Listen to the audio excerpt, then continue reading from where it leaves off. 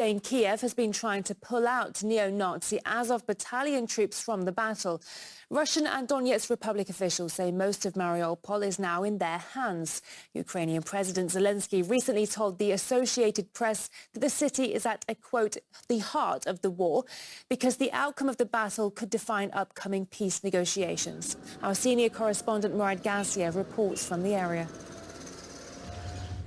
As you can see, we have been able to reach the waterfront here in the middle, almost the geographic middle of Mariupol city. This means that the Ukrainian forces in the city itself have now been split into at least two parts, perhaps more, because there in the distance is the Azov Steel and Ironworks industrial complex, which is where thousands of Ukrainian nationalists are making their stand. We don't want to walk out to the waterfront because there's merely a kilometer between us and the Azov Steel industrial complex, which is well within range of a good sniper.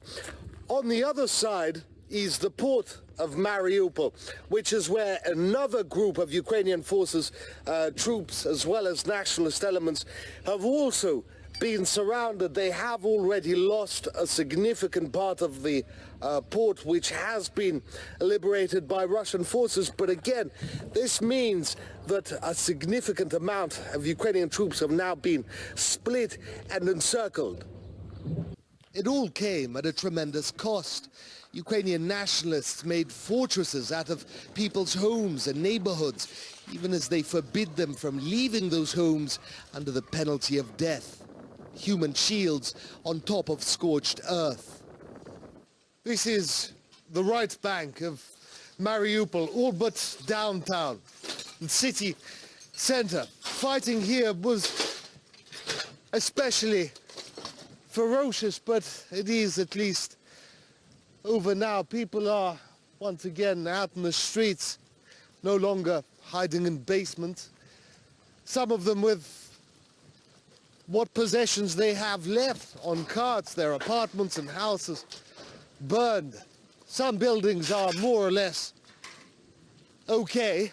Others, as you can see, are completely destroyed, burned, and on the verge of collapse. Mere streets away now, there is, the fighting, the combat. And yet people here, they don't so much as turn and look or flinch at the sounds of explosions and gunfire.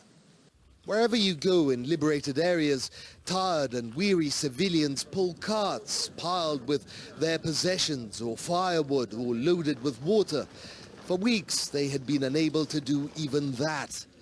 Now that the shock and horror of battle have worn off, they speak frankly. They used us as human shields. Those nationalist monsters would drive into our residential neighborhoods, fire something very loud, then run away before the return fire came. They used us and even took away our food. It's the same story all over the city. The nationalists, who are predominantly from western regions of Ukraine, have always viewed the pro-Russian east of the country with disdain. They despised us. We all knew it. Even children, they would make them sing the Ukrainian anthem before and after lessons. And if they refused, their grades would be lowered, and the parents were too scared to complain. When Putin spoke of genocide in Ukraine against Russian peoples and Russian culture, this is what he meant.